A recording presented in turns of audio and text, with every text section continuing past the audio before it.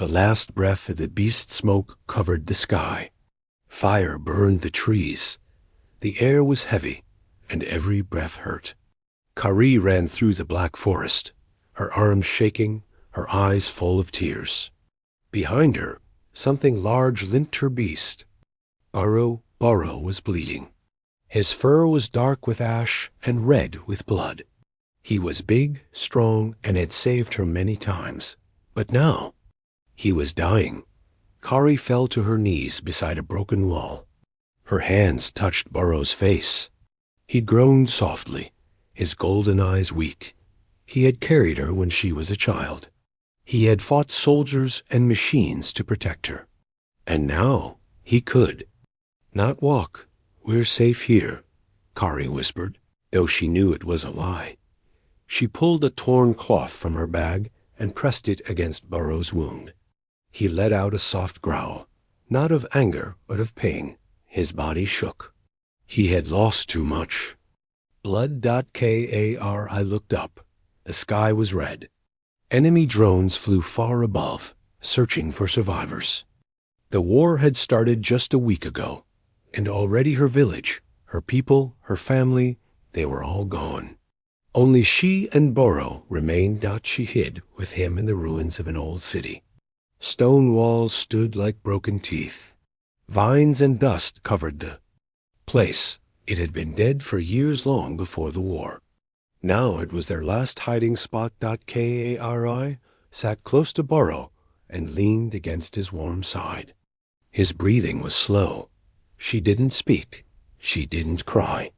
She just sat there, holding his paw, waiting for the end.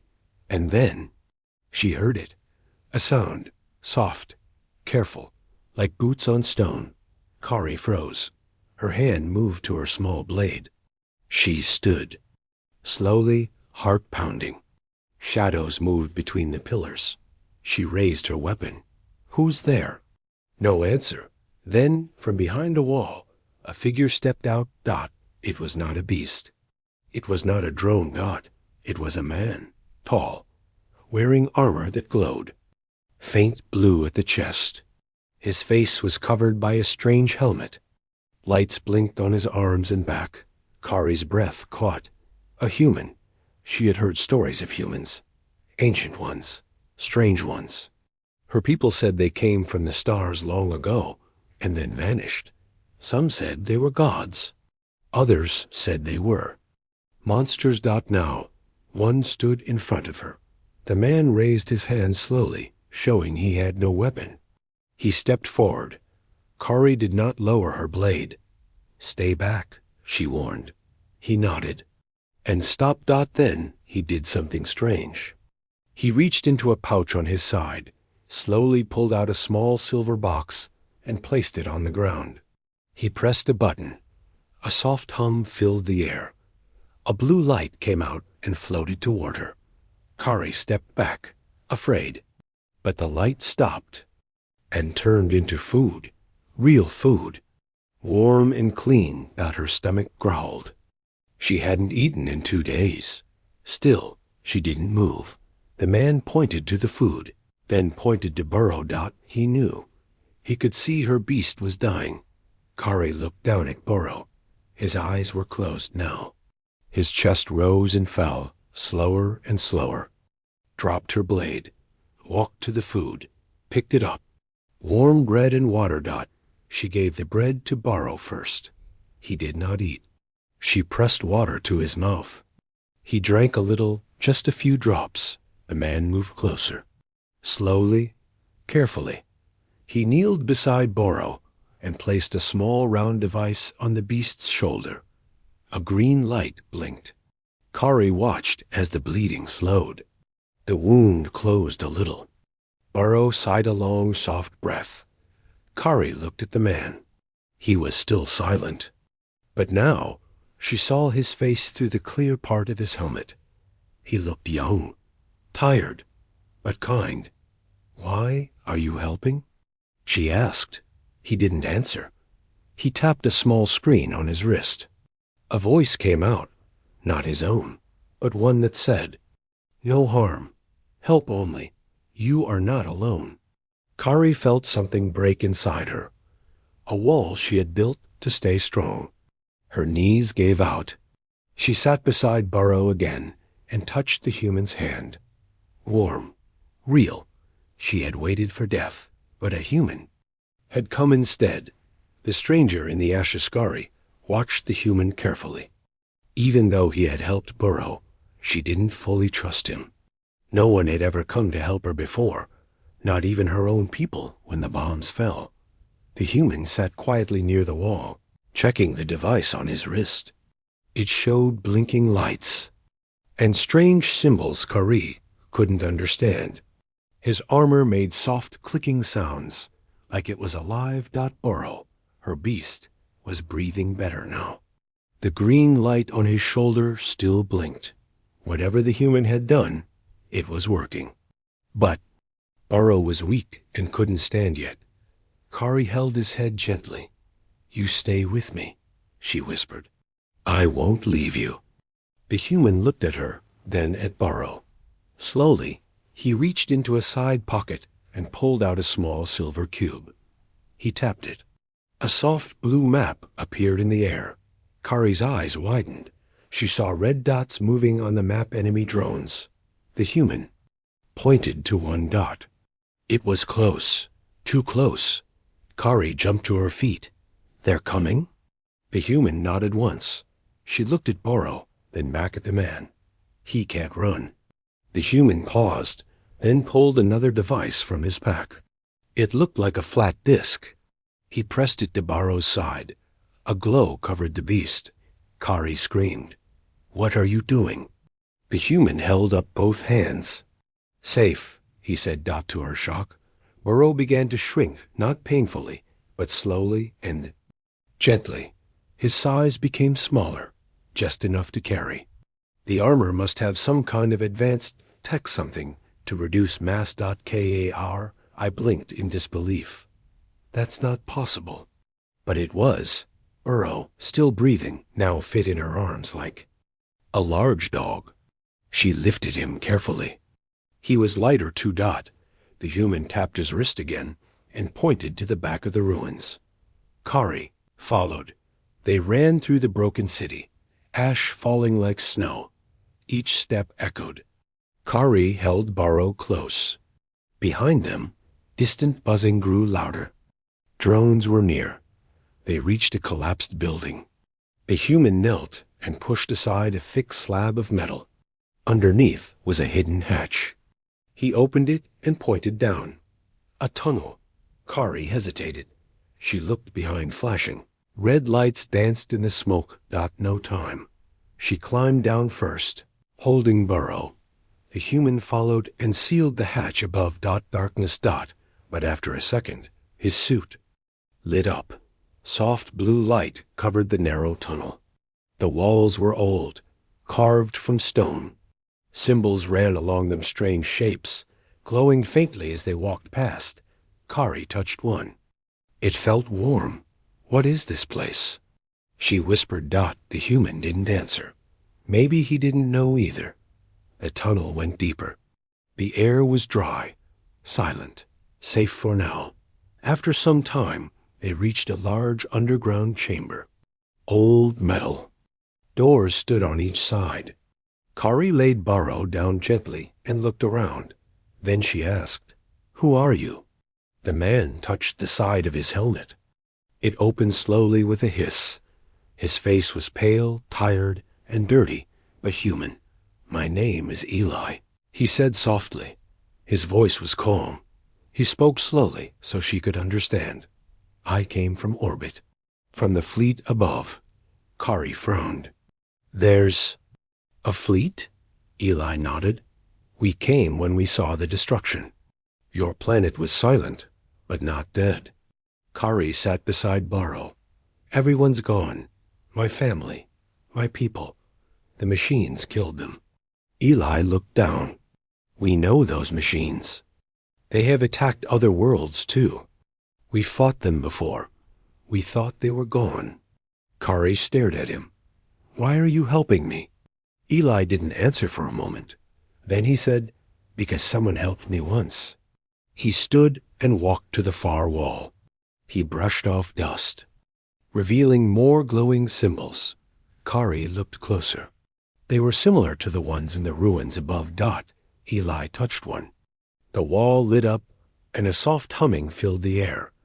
A screen appeared, floating, ancient, but still working. Kari stepped back. The screen showed images of the past. Humans walking beside alien creatures. Worlds being built. Wars being stopped. A time long ago, when humans helped the galaxy. Kari gasped. Is that real? Eli nodded. This was one of the first human missions centuries ago. We were all eyes once. Kari felt cold. What happened? We left, Eli said. Humans stopped exploring. We forgot our promises. But now we're back. Kari looked at Burrow. He was breathing calmly. Maybe. They weren't alone anymore. Maybe this human wasn't just a soldier. Maybe he was the beginning of something new.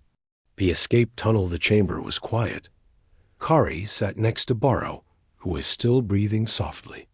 His body, though smaller now, was healing thanks to Eli's strange tech. Kari didn't know how long the shrinking effect would last, but for now, it had saved her beast. She looked at Eli, the human. He stood near the wall of ancient lights, watching the glowing symbols. Where does this tunnel go? Kari finally asked. Eli turned. It leads out of the ruins. To the mountains. Maybe farther. Kari nodded. Then we go. She tried to stand, but the ground suddenly shook. Boom. Dust fell from the ceiling. Boom. A deeper sound followed. Like a monster crawling through stone. Kari's heart jumped. They found us? Eli rushed to the door at the far end of the chamber. He tapped a code on his wrist. The door slid open, revealing a narrow tunnel with thick cables running along. The ceiling. He turned back to her. We have to move now. Kari picked up Burrow again. He groaned softly, but didn't resist. She held him close and followed Eli into the tunnel. The lights above flickered. The shaking got stronger. The enemy was coming. They ran. The tunnel twisted and turned like a maze. The walls were made of stone and metal. The deeper they went, the older it felt. Kari's arms were tired, but she didn't stop. Not while Burrow was still breathing. Not while they still had a chance. Suddenly, the tunnel opened into a larger space, a narrow bridge over a deep pit. On the other side, another door waited. Kar. I stepped onto the bridge. It creaked. She froze. Eli raised a hand. Go slow. She moved carefully, one step at a time. The bridge swayed slightly under her feet. She kept her eyes on the other side. Burrow shifted in her arms. His eyes blinked open. Kari smiled. You're awake. Burrow made a soft growl, then froze. He smelled something. Kari turned her head. A light appeared behind them. Then another. Buzzing. Drones. Eli shouted, Run! Kari ran across the bridge. She didn't care if it broke. She didn't care about the pit below. Eli followed behind her, shooting something from his wrist. Blue energy blasts hit the tunnel roof, causing rocks to fall. It slowed the drones, but didn't stop them. They reached the other side. Eli slammed his hand on a panel near the door. It opened just enough to slip through. Kari ran in first. Eli followed, then turned and smashed the control panel. The door sealed shut. Silence. Then, boom! The drones slammed into the door. But it held. Eli breathed hard. That won't hold forever. Kari laid Burrow down in the corner and looked around. They were in another chamber, but smaller. Pipes lined the walls, and an old vent grumbled with warm air. Kari noticed something strange. The walls here had symbols too, but they were glowing, brighter than before. She touched one.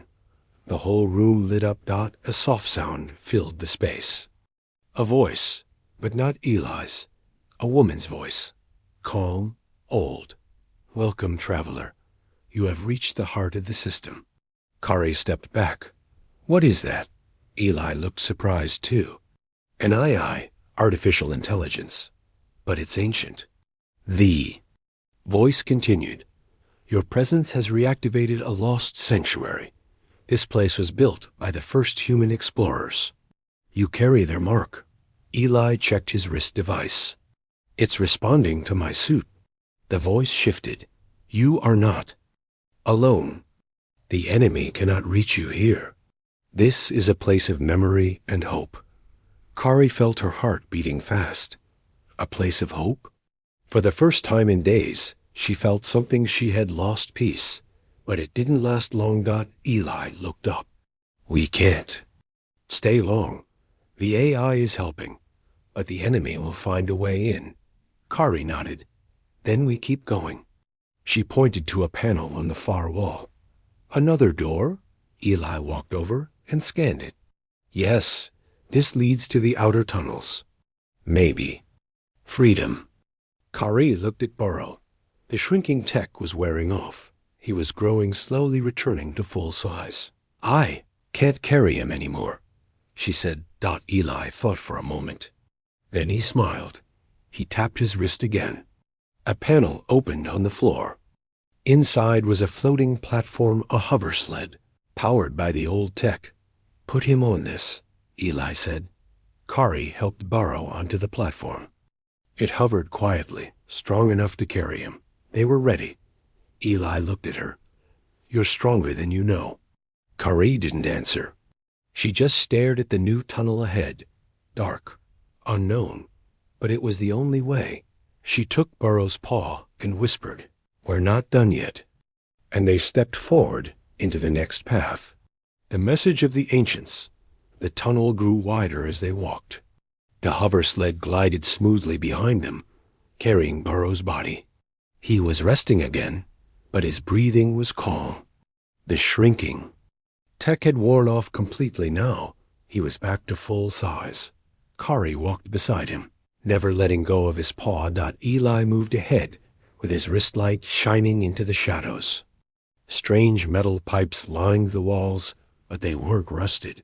They glowed softly, like veins of light under the surface. This place is old, Eli said, his voice low. Very old. Kari looked around. How old? Maybe hundreds of years, he said. Maybe more. Before humans left this part of the galaxy. Kari couldn't believe it. Humans were here before? Eli nodded. Yes, long before the war. Before your people even knew the stars. They walked into a wide circular chamber. The floor was smooth metal. The walls were covered in glowing lines, shaped like stars. Maps and human faces. In the center stood a strange device, like a tall tree made of crystal and wires. Kari stepped closer. The air felt warmer here. What is this? She whispered. Eli looked surprised. I think it's a memory core. He reached out and touched it. The room changed. A soft hum filled the air, and light spread from the tree-like device. Then, without warning, a large hologram appeared in the center of the room. It showed earth blue and green, floating in the dark. Kari's eyes widened. She had never seen a planet like that. Then, the image changed. It showed human ships, many of them leaving Earth and spreading into space. The voice from before returned, calm and kind. This is the story of those who came before. The humans who built, protected, and then disappeared. The image showed humans arriving on different planets, shaking hands with many alien species. Some looked like Kari's people. Others were taller, or had more arms or wings. Kari stepped forward. That's real? Eli nodded. Yes, this was us, before everything changed. The next images were darker. Ships burning, cities falling, machines like the ones who attacked Kari's village rising. The voice continued. A threat came. The swarm. Machines with no heart. They destroyed what they could not understand. Kari felt cold. She saw creatures like the drones who had killed her. People, thousands of them, maybe millions. The humans fought. They made a choice. To hide. To wait. To return when hope was found again. The final image showed a young girl with a beast beside her. She stood in fire and smoke. Kar, I froze. It looked like her. She reached out her hand toward the image. Hope begins with one. The light faded. Silence filled the chamber. Kari's chest felt heavy. Why would it show that? Why me? Eli was quiet for a moment. Then he said, because you're alive. Because you didn't give up. Kari looked down at Burrow. His tail moved slowly. He was listening to. Eli walked to a panel on the wall and pressed it. Another door opened, but before they left, he took a small device from his pack and placed it inside the memory core. What are you doing? Kari asked. Downloading it, he said, so others can see. So they don't forget. Kari nodded slowly. She understood now. This place wasn't just a tunnel. It was a message. A message from the past to remind them who humans really were. They walked deeper. The next tunnel was older, darker. The light from Eli's suit was the only thing keeping them from complete blackness. Kari stayed close. Why did the humans leave? She asked after some time. Eli sighed. Too many. Wars. Too much pain. They stopped trusting others. Stopped trusting themselves. Kari frowned. And now you're back? Eli looked at her. Not all of us, just a few. Just the ones who believe we can be better. She didn't speak after that. The tunnel turned again, and suddenly, the ceiling above them cracked open. Moonlight poured in. They had reached the surface. Kari stepped out first. The sky was clear and full of stars. Mountains stood far away, and wind blew gently across the plain. She had never seen this part of the world. It was quiet. Empty. But not dead. She helped Burrow off the hover sled. He stretched his legs slowly and stood on his own. Kari smiled. Good boy. Eli scanned the area. No drones nearby. We're safe for now. He looked up at the stars, then pointed. That one, he said, is Earth. Kari stared. At the tiny glowing dot in the sky. It looked so small, but it had sent someone to save her. Sacrifice protocol. The stars were bright above them, cold and distant. The world around Kari was quiet, but she knew it wouldn't stay that way. Eli stood on a hill, scanning the skies with his wrist device. His face was tense. Kari sat beside Burrow, who was resting again. The beast had walked on his own, but his body was still weak. His wounds were healing, but slowly. We're being followed, Eli said suddenly. Kari looked up. How many? Too many, he replied. They're coming fast. At least 2 hunter drones. Maybe more behind. Kari felt fear rise in her chest. Then we run. Eli shook his head. We won't outrun them in open land. We need cover. He pointed to the distant sharp rocks, and hills formed a natural canyon. If we make it there, we can set a trap. Kari nodded. Let's go. They helped Burrow stand. His legs shook, but he moved forward with them. They crossed the plain quickly, the ground crunching under their feet. Behind them, the air cracked. A loud buzzing sound echoed through the sky. Kari turned and saw the first drone drop from the clouds, dark, sharp, and fast. It scanned the land and flew straight toward them. In there, Eli shouted. They dove into the narrow canyon just as the drone fired. The rocks around them exploded, throwing dust everywhere. Burrow growled loudly, shielding Kari with his body. Eli grabbed a metal sphere from his belt and threw it behind them. It hit the ground and opened, releasing a bright flash and a thick cloud of smoke. Come on, he shouted. They ran deeper into the canyon, turning sharply left and right. The walls were high and tight. The drone couldn't follow inside, not yet. Finally, they reached a dead end. A small cave opened at the base of the cliff. In here, Eli said, leading them inside. The cave was dark and cold, but safe for now. Kari collapsed beside Burrow, trying to catch her breath. Eli stood at the entrance, silent. "What now?" Kari asked. Eli didn't answer. He looked at his wrist screen. His expression changed, calm, but heavy. "What is it?" Kari stood slowly. He turned to her. "They'll be here in 5 minutes. We can't stay." "Then we keep moving," she said. Eli shook his head. "There's no more tunnel. No way out from here." Kari's eyes widened. "So we fight?" Eli didn't move. Then he did something strange. He reached to his chest and pulled out a small metal plate. It was glowing red. Kari stepped forward. "What is that?" He smiled softly.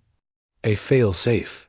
If I activate it, I can destroy the canyon." Her eyes widened in horror. "You'll die." He nodded. "No," Kari shouted. "There has to be another way." Eli knelt down near Burrow and placed his hand gently on the beast's head.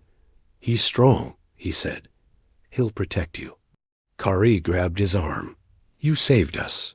You can't die now." Eli looked at her. "I'm not here to live forever. I'm here to stop the enemy.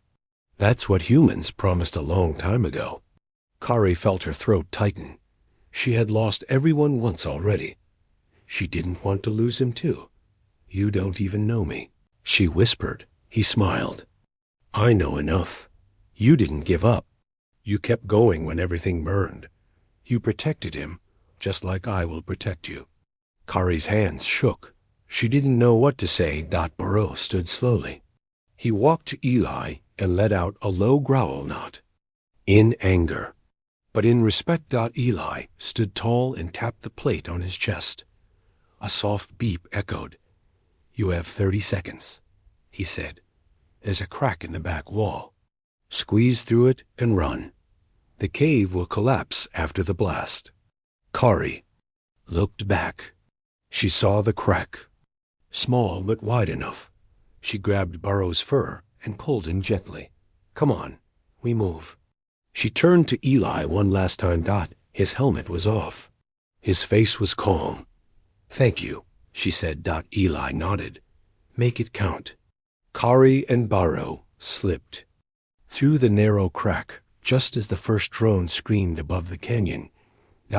Boom. A bright light flashed. The earth shook. Rocks exploded behind them. Kari fell to the ground, covering Burrow as fire lit the sky behind them. Then silence. Dust fell like snow. She turned. The canyon was gone. So was Eli. Tears rolled down her cheeks. She didn't wipe them. "He saved us," she whispered. "He didn't even know us, and he saved us." Burrow licked her hand. Above them. The stars watched in silence, but far away. Something else was watching too. A ship, a large, dark ship, hidden in orbit, and it had seen everything. The heart of the storm. Air was quiet. Too quiet. Kar. I sat beside Burrow on the edge of a dry cliff. Below them, smoke still rose from the canyon. The blast had ended the drone threat, but it had taken Eli with it. Her chest felt hollow. She had just started to trust someone again. Now he was gone. Burrow laid his head on her lap. His fur was warm, but his eyes were sad, like he understood. Kari stroked his head. "We have to keep moving. We can't stop now." She stood up slowly and looked at the device Eli had given her before the explosion. It was small, glowing faint blue, and shaped like a crystal shard. He said, "When you reach the highest point, activate it." She looked around. To the west, there was a tall ridge sharper than the rest. It reached toward the sky like a finger trying to touch the stars. "That's the one," she whispered. With Burrow beside her, she started walking. The climb was long and hard. The wind grew stronger the higher they went. Sharp rocks cut her hands. Dust blew into her eyes. But she didn't stop. Neither did Burrow. Even weak, even limping, he stayed by her side. When they reached the top, the world opened beneath them. Far below, they saw the ruins of Kari's village. Empty, burned, silent.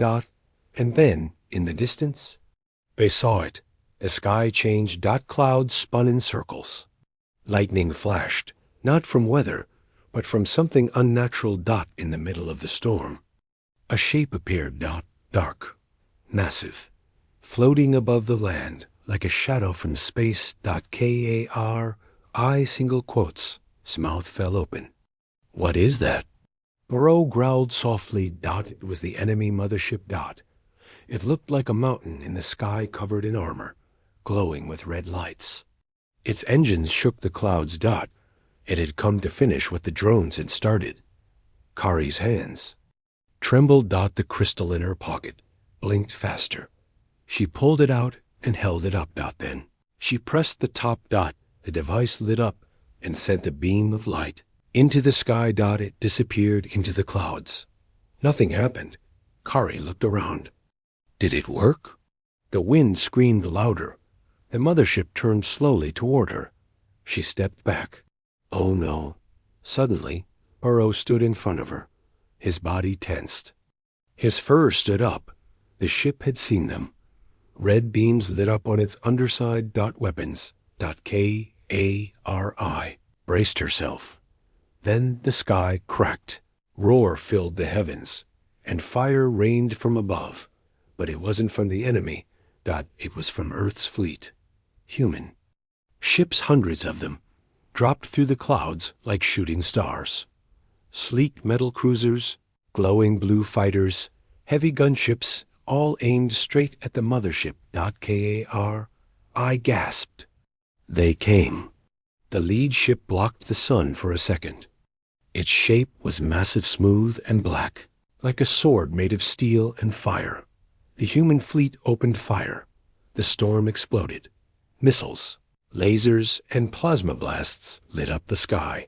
The enemy mothership fired back, but it was slow. Kari watched in. Eli had called them.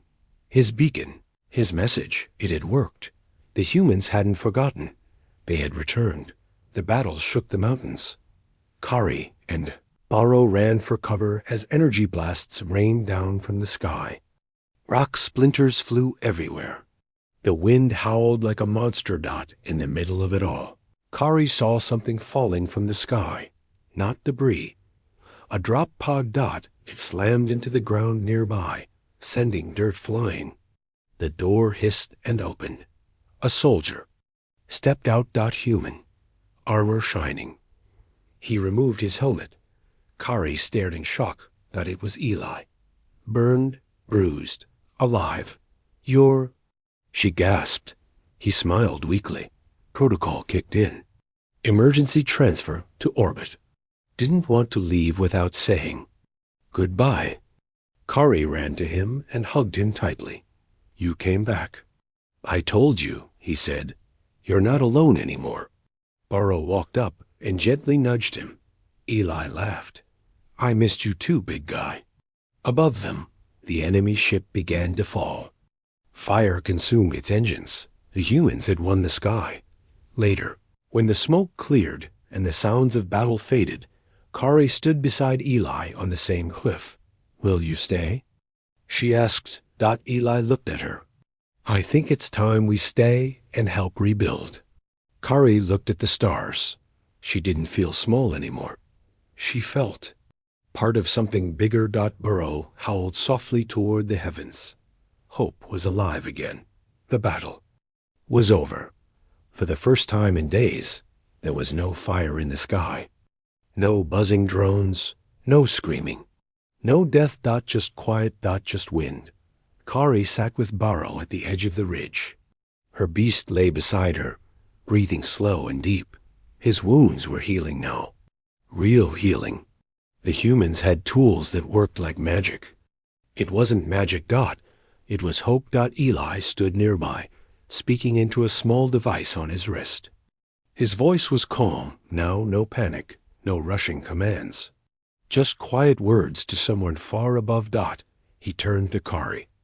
IVAC ships will land soon. We're setting up a forward camp. They're bringing food, shelter, and medical help. Kari nodded, eyes still looking at the sky. I never thought help would come, she said. Not after what we lost. Eli walked over and sat beside her. We thought the galaxy didn't want us anymore. But seeing you, seeing what you did to survive, it reminded us. Kari looked at him. Reminded you of what? Eli smiled softly. What it means to fight for something good. To protect, even when it hurts. To care. Above them, the clouds parted, and Earth's flagship slowly descended. It was massive, bigger than anything Kari had ever seen. It moved like a god in the sky, silent and powerful. The sun hit its surface just right, making it shine like silver as it passed overhead. It blocked out the sun for a moment. Aro growled. Softly, watching it with glowing eyes. Eli looked at the ship and said, That's the Resolute. Old name, new mission. What mission? Kari asked. Eli stood up and offered her his hand. To rebuild. Later that day, Kari stood in the middle of a field that had once been nothing but ash. Now, human dropships landed one after another, like rain on thirsty ground. People in armor stepped out, not to fight, but to help. Engineers, medics, and scientists. They brought machines that cleaned the air, tents that built themselves, and food that smelled warm and real. For the first time, Kari saw others like her survivors. A few from hidden places, families that had run, children who had cried quietly. In the dark, now they stepped into the light. Burrow walked among them. Though still weak, he kept his head high. Children ran to him without fear. He let them touch his fur, even licked one girl's hand gently. For a moment, it felt like the old world hadn't died, just waited to be reborn. That evening, a message played across every screen and speaker in the new camp. It was the voice of Earth's commander. An old man with white hair and tired eyes. But his voice was strong. To the people of this planet, we came late, but we are here now. You are not forgotten. Humanity stands with you, and we will not leave again. Kari closed her eyes as the message played. She thought of her family, her village, the screams, the fire, but she also thought of Eli. Of Burrow, of the ancient memory core, and the glowing vision of a girl standing with a beast. It had looked like her. Maybe it was her. Maybe. This story had always been waiting for someone to finish it. That night, under stars no longer hidden by war, Kari sat beside a small fire. Eli joined her with 2 cups of hot liquid. I've seen a lot of places, he said, handing her one. But this might be the beginning of something greater. Kari looked at him. You mean peace? Eli smiled. Maybe even family. Burrow snorted and curled beside them, his giant body